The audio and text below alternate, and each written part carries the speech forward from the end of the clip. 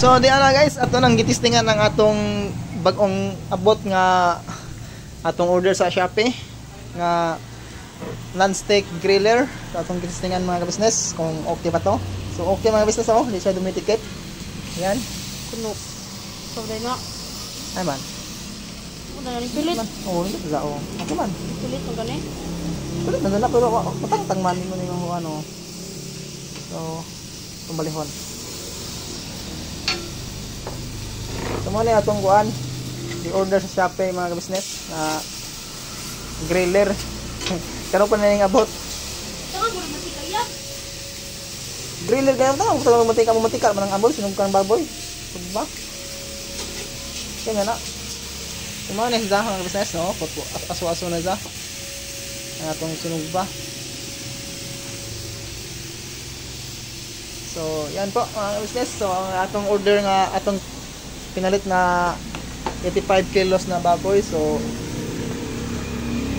medyo pila dyan ni ka adlaw ni nato ni mahurot ang atong baboy.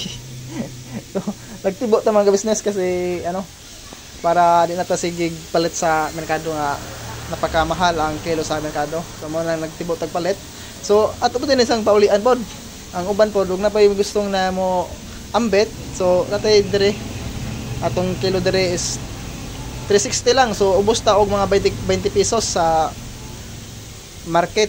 So kung gusto mo mo palit, mo ambet mo mga kinilo, o sa kilo, tunga sa kilo, pila ulong inambiton. So di ata dire available ang atong karneng baboy mga business, mga suke. So dire so naputay dire manok pod nga kung gusto mo dressed chicken, o naputay dressed chicken, naputay kuan pork meat. So yan po, naputay baka dire, beef meat. So naghanta dire ng mga meat na pwede nitong pagpilian kung gusto mo magkarne sa magluto mong inyong kagawalingong karne. So muna yung mga business. So yun po ang ating video for today. Sana po ay